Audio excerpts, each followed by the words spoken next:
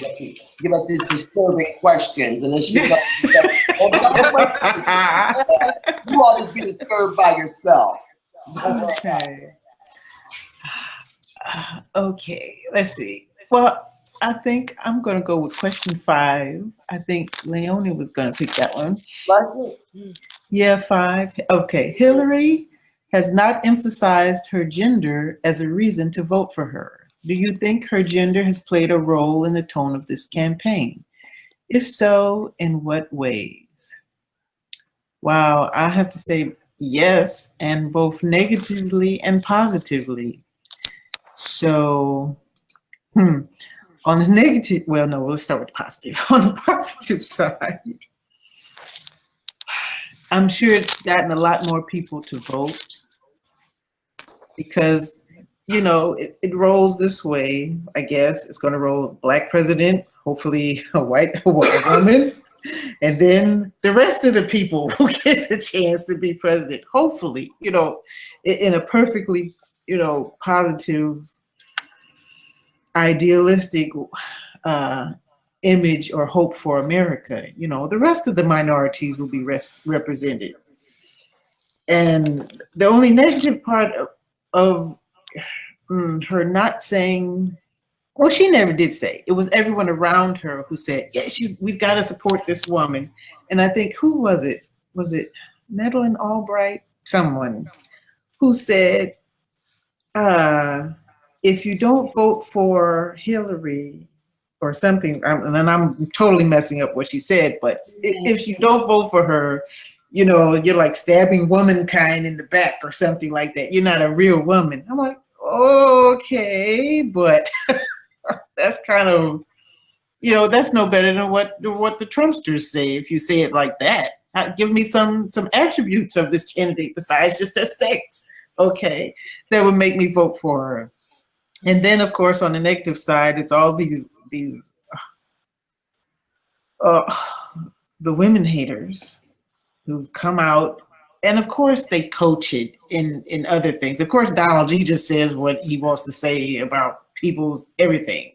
Okay, so, and that's rolled on down to the people who don't like Hillary. They embrace these conspiracy theories that have been rolling around the internet forever about her and Bill. And it's not reasonable. Now, I embrace some conspiracy theories, but I know where to draw the line, okay? All right, aliens is my cutoff.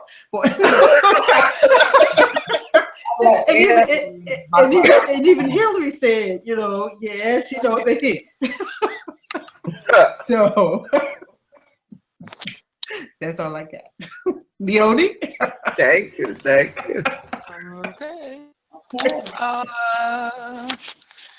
I think definitely gender. I mean, I see gender has played a role in her political career, full stop. Like, it's one of the things, I mean, I have to say that I'm not that much of a Hillary supporter. I'm not a Trump supporter by any means, and it doesn't even have to do with this election. I don't like a lot of the discourse around her and of her political career. It's just, there's a lot of very white feminist privilege that just has seeped into the language, that I find it really bothersome. Kind of like this sense of entitlement, and it bothers me about conversations around her, and it gets in the way of my understanding and respect for her, because I think, in addition to people speaking about her as though for a very long time as though she's entitled to many of the things that she has gotten, she takes it up. This is not a woman who checks her privilege at all. So, No, I don't know. Yeah, so I feel like gender, but even more specifically, what I often refer to as kind of that what I call white feminism has a lot to do with her rise, or it certainly has. It taints it in my mind. My recollection is that Hillary Clinton was not a politician prior to her husband going into the White House. That she was a lawyer that worked on, certainly worked on issues that had to do with community, but that she was a trial lawyer, or a lawyer that ran a private practice. So her political career has come as a result of her husband's political career, and I never see that acknowledged.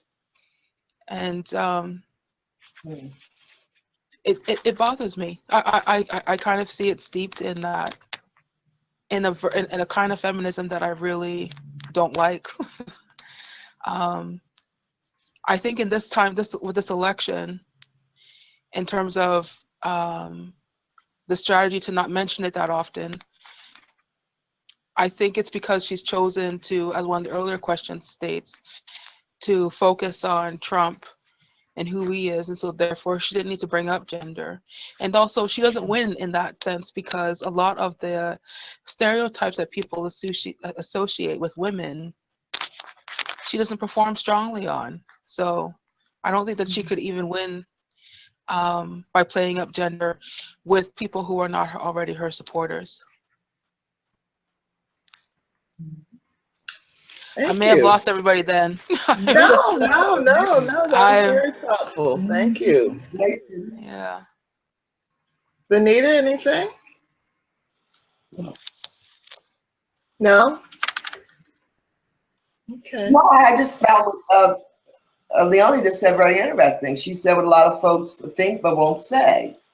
Let's be clear, Leonie, that a lot of folks today, I'll speak for myself. I'm not voting for Hillary Clinton because she's a female or because I think she's a superwoman or great or anything else.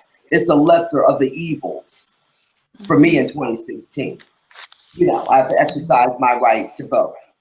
Although there's a couple things that as I was telling Michelle the other night, Hillary Clinton, she wants this so bad. I think I'll leave that conversation for after the election. Yeah, I think I'll leave that conversation for after election. But rest assured, that her being a female didn't impress me one way or another. You know, I really want someone that's there that's going to run the country. If it was an alien and they could do a good job, then this is who I want. You know, we don't have you know, many choices in our country. We have two. You know, that's just part of adulthood, right? Sometimes you have to make a choice for the sake of, you know, avoiding somebody like Trump becoming president, and that's totally fine. I mean, democracy is not fluffy marshmallows. Like, it's not supposed to feel good all the time. It doesn't mean that it always feels great to make the right decision, you know. But I mean, when I became aware of, for example, her quote around super predators, I mean, I don't have children. I don't know if I was a Black woman with children living in America, if I could bring myself to vote for somebody who spoke like that. It would hurt me. And that's all. I think she's very lucky to be running against Donald Trump. Yes. Which makes me think this whole thing is orchestrated. Well, because so many much better candidates, you know, fell by the wayside. Why? Yeah, well, Michelle and I've had that conversation too. But they were very good friends at one point. My understanding. And they probably still are. See, that's how it works. The cat and the mouse. What is it? No, it's the dog, the sheep herder dog, and the fox, and they punch in and out, you know. But while they're working, they're running the sheep. Well, my thought on that has been that If Hillary and Donald are in cahoots on this campaign strategy, we won't know about it definitively for what, another 50 years, when the historians can get in there and dig out the truth. And so all we have to go on is these are the two major party candidates. Yeah. You can vote for a third party if you want to. You cannot vote at all. But these are the two major party candidates, which in America means one of them is going to be elected president. So, in as much as that is the choice that has been before us, I did vote for Hillary, and it was hard, Leonie. It wasn't hard for me to vote for her today, but it was hard for me to make the decision to support her after the primary. I actually had become supportive of her in my mind before the actual result of the primary, because I didn't think Bernie was going to win. And I like Bernie, but I don't believe that is how American politics works. For the most part, we just don't get a real third option. No. And I believe we should be working toward it, and all of that. But just like you don't plan a wedding 6 months before the event, you don't come out of you don't come out of the shadows 6 months before a presidential election talking about, here I am, I'm your third option. No, you're not. You're nothing. Yeah. I think the thing that I find so bizarre about Hillary Clinton is that, like, she's essentially been running for president for like almost 10 years, right? Because she started off running the first time. And I feel like with Bernie Sanders, I know who he is as a candidate. With Donald Trump, I know who he is as a candidate. With Barack Obama, I knew who he was. I have no sense of what she actually stands for, other than wanting to be president. Well, so I guess that's it. I mean, obviously, I know that she, is for women's rights and all that kind of stuff, but I just don't associate. It's kind of like I could think of someone as Bernie Sanders being very progressive, or Barack Obama as being a connector, and Trump being whatever he is to satisfy the twisted minds of upset white men, like whatever he wants to do. I don't have that one line. I don't know what she's about, really. I just and I feel like for someone who's that she does have an extensive platform, and you can actually find it on her website, hillaryclinton.com. But as I indicated in the other question, it's clear to me that the team made a strategic decision to focus on the fear generated by Donald Trump, as opposed to the positive reasons or platform of Hillary Clinton. However, but I want to go back to the gender question and say, I think for women my age, and I'll be 57 next month, Leonie, there has always been Hillary Clinton. Hillary Clinton, it seems like she's been around, in my awareness forever. And I think that given her age, because how old is Hillary? What is she, about 10 years older than us? She's 69, I think. Yeah. She just turned 69. Yeah. So she's about 12 years older than me. Right. So she is that group of feminists who really were the trailblazers of the second wave feminists, you know. Mm-hmm. And so I've always seen her in that light. And so for me, she's an example of the type of woman that, you know, had to be harder than hard, more manly than men. The kinds of clothes she used to wear, you know, back in the day were, you know, these real kind of power suits. And I think that that's why we get to this point today where people say, well, I don't see any warmth in her, and, you know, all this kind of thing. Because that was the generation of women that was knocking down doors and who encountered a great deal of resistance. So I don't really hold it against her that, you know, that she's got this kind of white feminist privilege thing going on. She does. But I think all of us have privilege in one way or another, or most of us, and you still have a choice about how you use that privilege. Mm-hmm. So yeah, she had the pillow talk going on with the President of the United States, but so did women before her. Mm-hmm. You know, and none of them chose to parlay that position into political power.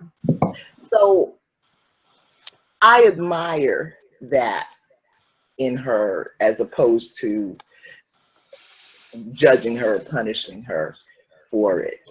Um, I was telling Anita yesterday, I was having a conversation with an older man who's one of my Facebook friends, and he's close to 80.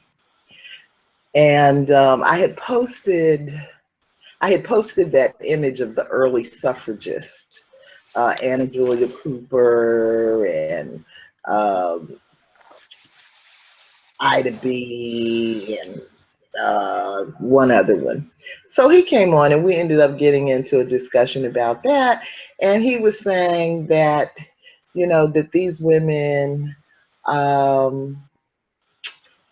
you know, this is definitely a paraphrase of what he was saying, but that these women were much more supportive of the entire Black community than the women of the 1960s and 70s,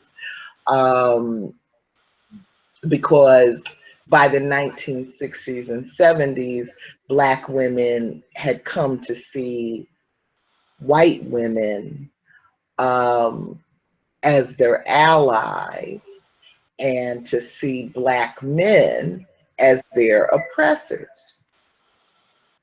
And he was also saying that similarly, the modern generation of the younger generation of Black women who are leading the Black Lives Matter also are concerned with the wider Black community, as opposed to just gender issues. And so, of course, I wanted to refer him to Paula Giddings, when and where I enter. And I was making the point that, you know, Black women had always been aware of gender differences and gender issues, but chose to put it on the back burner to deal with issues like lynching, to deal with pressing issues of survival. And so by the time you get to the 1960s and 70s, the Black women who were moving to put feminist issues on the agenda encountered a whole lot of um, fight back, backlash. And so that's what was personally experiencing in the Black community. And that's why I could see someone like a Hillary or a white woman, also dealing with it in their arena. So yeah, I do think that gender has played a role in the tone of this campaign, though not because Hillary has put it out there, but just the fact that she is a woman, and that is still a very threatening idea for that segment of the community, Black and white, that wants to maintain or go back to a certain way of being. Yeah. I mean, I definitely hear you, and I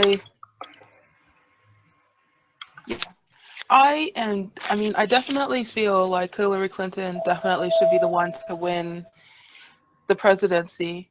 I guess, yeah.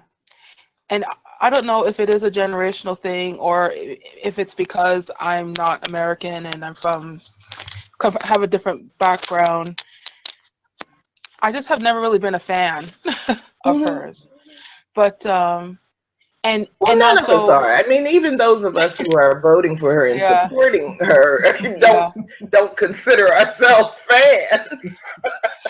I mean, I think, and one of the things that I would, that there was a great book by Kesho Scott, who was a sociologist. I think she wrote a book like in the 1980s. It's called The Habit of Surviving. And it's an interesting narrative that looks at kind of what Black women were doing while the feminist movement was going on. Like how their lives were being lived. So if you ever have a chance to pick it up, I mean, I can't recommend it enough. It was a really interesting look. Okay, I'll look for it. Thank you. The Habit of Surviving. The Habit of Surviving. All right.